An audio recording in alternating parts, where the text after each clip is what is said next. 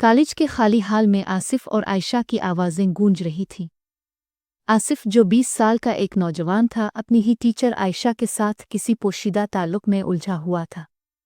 दोनों के दरमियान जो कुछ हो रहा था वो इस कदर शिद्दत से था कि उनकी आहें और सरगोशियां कमरे से बाहर तक सुनाई दे रही थी। आयशा, जो कॉलेज की सबसे खूबसूरत टीचर समझी जाती थी, आसिफ के जज्बात का पूरा साथ दे रही थी। उसी वक्त बिल्कुल करीब वाले कमरे में 16 साला हारिस बैठा हुआ था।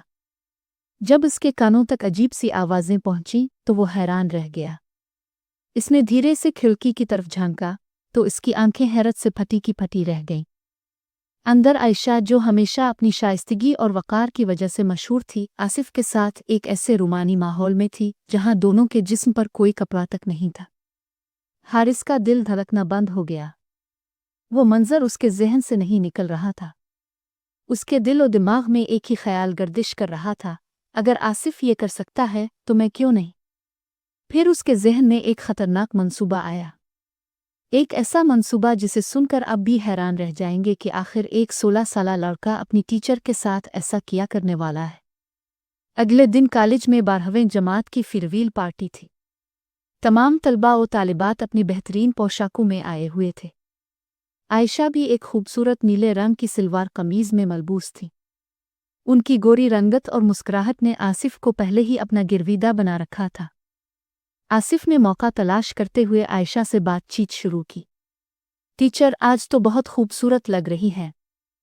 आयशा मुस्करा कर बोले। शुक्रिया आसिफ, तुम्हें भी उग्जामस का ख्याल है। आसिफ ने मौका को बेनती हुए कहा। जी टीचर, मुझे रियाजी में कुछ दुश्वारी हो रही है, अगर आप कुछ रहनुमाई कर दें तो। आयशा ने सोचते हुए जवाब दिया।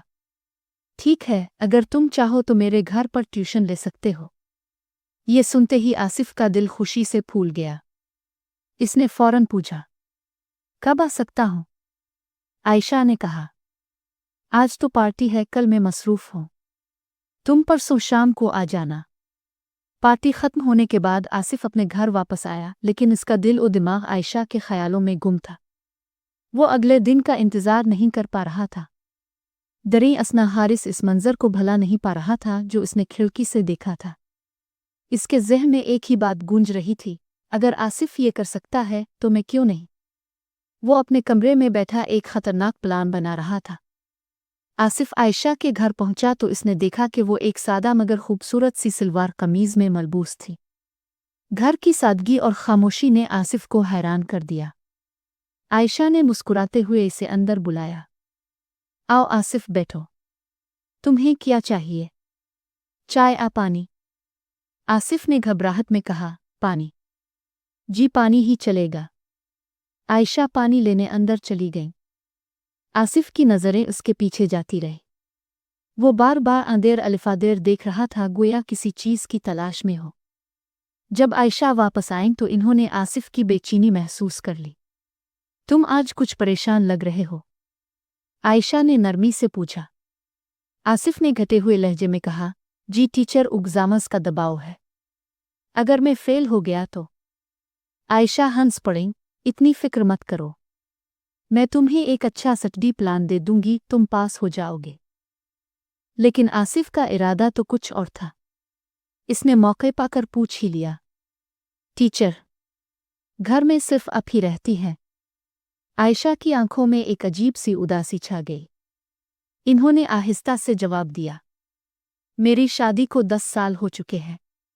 मेरे शौहर का एक हादसे में इंतकाल हो गया था।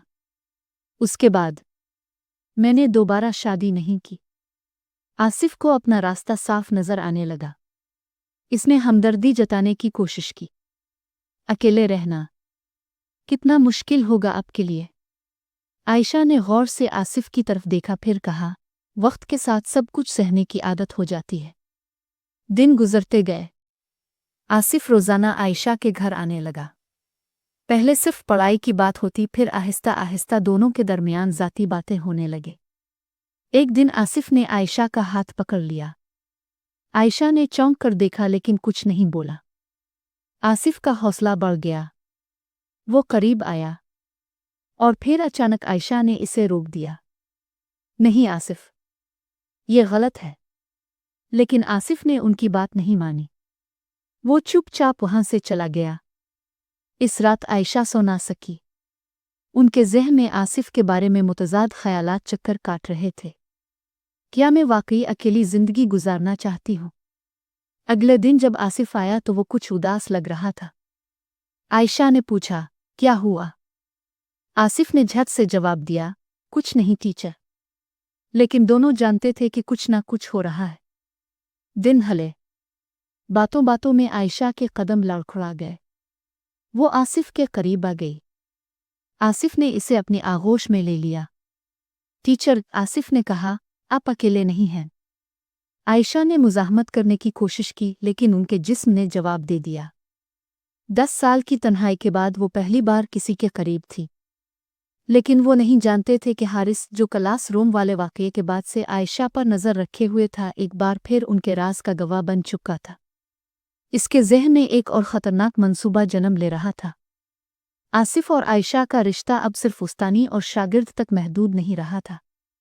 वो एक दूसरे के करीब आ चुके थे और ये ताल्लुक रोज़ बरोज़ गहरा होता जा रहा था। आयशा, जो कभी अपनी ज़िंदगी को तन्हाई में गुजार रही थी, अब आसिफ की मोहब्बत में खो चुकी थी। कॉलेज में भी दोनों का रवैया बदल चुका था। आयशा जब क्लास में सबक पढ़ाती तो उनकी नज़रें बार बार आसिफ की तरफ उठ जाती। तलबा ने भी इस बात को महसूस कर लिया था और कभी कभार चापक्के से उनका मजाक उड़ाते। एक दिन आसिफ ने आयशा से कहा, आज क्लास ख़त्म होने के बाद मुझे यहीं मिलना। मैं तुमसे अकेले में बात करना चाहता हूँ। आयशा ने घबरा कर जवाब दिया, नहीं आसिफ, यहाँ नहीं। शाम को घर आ जाना। लेकिन आसिफ ने इसरार किया, मैं इंतज़ार नहीं कर सकता। आयशा ने हाँ में सर हिला दिया। क्लास ख़त्म होने के बाद जब तमाम तलबा चले गए तो आसिफ और आयशा क्लास रूम में अकेले रह गए। दोनों के दरमियान जो कुछ हुआ वो उनके लिए तो मोहब्बत भरा लम्हा था, लेकिन उन्हें मालूम नहीं था कि कोई और भी उन्हें देख रहा है। हारिस, जो इस दिन किसी काम से लैब में रुक गया था, ने क्लास रूम की खिड़की से झांका तो इसकी आंखें हैरत से फट गईं। इसने आसिफ और आयशा को एक दूसरे के करीब देखा। वो फौरन वहां से भागा, लेकिन आसिफ ने इसे देख लिया। आसिफ ने जल्दी से आयशा को अलग किया और कहा, कोई हमें देख रहा था। आयशा का चेहरा फक हो गया। कौन? आसिफ ने जवाब दिया, वही 16 साला लड़का हारिस। अगले दिन हारिस आयशा के दफ्तर में दाखिल हुआ। इसकी आंखों में एक अजीब सी चमक थी। टीचर, इसने कहा, मैंने कल जो कुछ देखा, अगर मैंने वो सब कॉलेज में बता दिया तो। आयशा का दिल धक से रह गया। तुम क्या चाहते हो? हारिस ने बेशर्मी से जवाब दिया, मैं भी वही चाहता हूं जो आसिफ भाई को मिला। आयशा गुस्से से कांपने लगे। तुम्हारी हिम्मत कैसे हुई? तुम सिर्फ 16 साल के हो। हारिस ने मुस्कुराते हुए कहा, लेकिन मैं जानता हूं कि आप क्या है। अगर आपने मेरी बात ना मानी तो मैं सबको बता दूंगा। आयशा ने फौरन आसिफ को फ़ोन किया और सारा वाकया बताया। आसिफ ने पुरसुकून लहजे में कहा, तुम घबराओ नहीं। क्या तुम मुझ पर भरोसा करती हो? क्या तुम मुझसे प्यार करती हो? आयशा ने आंसुओं में जवाब दिया, हाँ। लेकिन अगर उसने सबको बता दिया तो? आसिफ ने फैसलाकुन अंदाज में कहा, मैं तुमसे शादी करना चाहता हूं। आयशा हैरत से चलाई, क्या? तुम मुझसे उम्र में 6 साल छोटे हो। आसिफ ने जवाब दिया, मैंने तुम्हारे साथ सिर्फ जिस्मानी ताल्लुक नहीं रखा, मैंने तुम्हें दिल से चाहा है। अगर तुम राजी हो तो मैं अपने घर वालों से बात करूंगा। आयशा के दिल में भी शादी के ख्याल ने जन्म ले लिया। क्या वाकई उनकी जिंदगी में दोबारा प्यार आ सकता था? लेकिन हारिस खामोश बैठने वाला नहीं था। इसने अपनी धमकी को अमली जामा पहनाने का फैसला कर लिया। इसने कॉलेज के एक ग्रुप चीट में एक पैगाम लिखा, क्या आप जानते हैं कि हमारी एक उस्तानी अपने ही तालिब इल्म के साथ? आयशा के ज़हन में अब भी खदशात थे। वो सोच रही थी, लोग क्या कहेंगे? एक उस्तानी अपने ही तालिब इल्म से शादी कर ले। लेकिन आसिफ ने इसका हाथ थाम कर कहा, दुनिया की परवाह मत करो।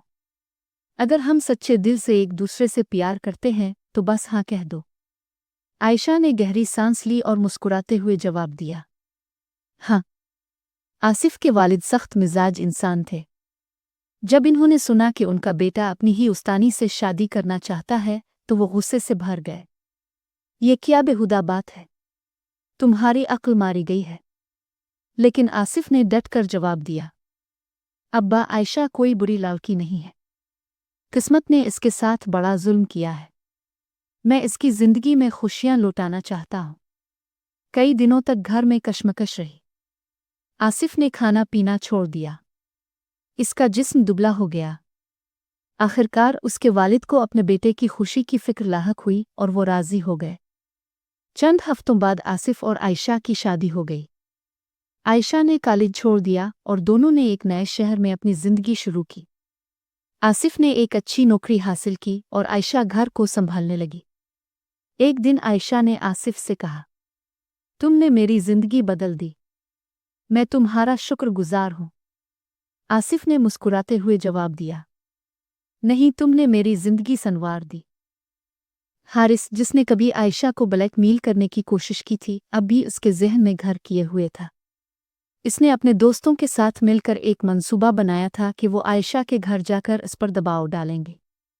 لیکن آصف نے اسے سمجھایا، بیٹا، تم ابھی چھوٹے ہو۔ یہ راستہ تمہارے لیے اچھا نہیں ہے۔ محبت زبردستی نہیں ہوتی۔ حارث نے آصف کی بات غور سے سنی۔ اسے احساس ہوا کہ اس کی سوچ غلط تھی۔ اس نے معافی مانگی اور اپنے دوستوں کو بھی سمجھایا۔